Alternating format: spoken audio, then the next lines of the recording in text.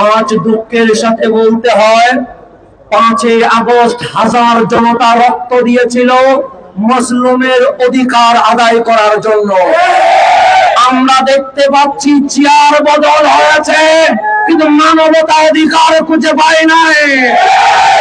আমরা জানিয়ে দিতে চাই, এই সোনার বাংলায় শহীদ ফারুকীর রক্ত এখনো লেগে আছে, আল্লামা বাকি বিল্লাহর রক্ত এখনো লেগে আছে, খাদিম লিয়াকতের রক্ত এখনো লেগে আছে, ইসউদ্দিনের রক্ত এখনো লেগে আছে। আজ মুসলিমের অধিকারের জন্য হাজার জনতা যে রক্ত দিয়েছে, যদি ইসউদ্দিনের হত্যার বিচার না হয়, ওই রক্তের সাথে বেঈমানি হয়ে যাবে। আমরা প্রশাসনকে জানিয়ে দিতে চাই, একটা জুলাই গিয়েছে, আরেকটা জুলাই অপেক্ষা করছে।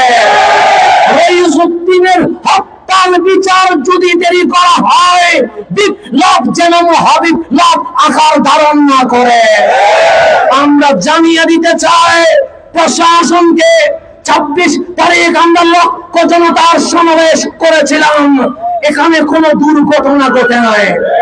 কারণ আমরা হাসানের মতো নরম হতে পারি, কিন্তু যখন উগ্র এজিদ জেগে ওঠে, আমরা হুসাইনের মতো রক্ত দিতে পারি।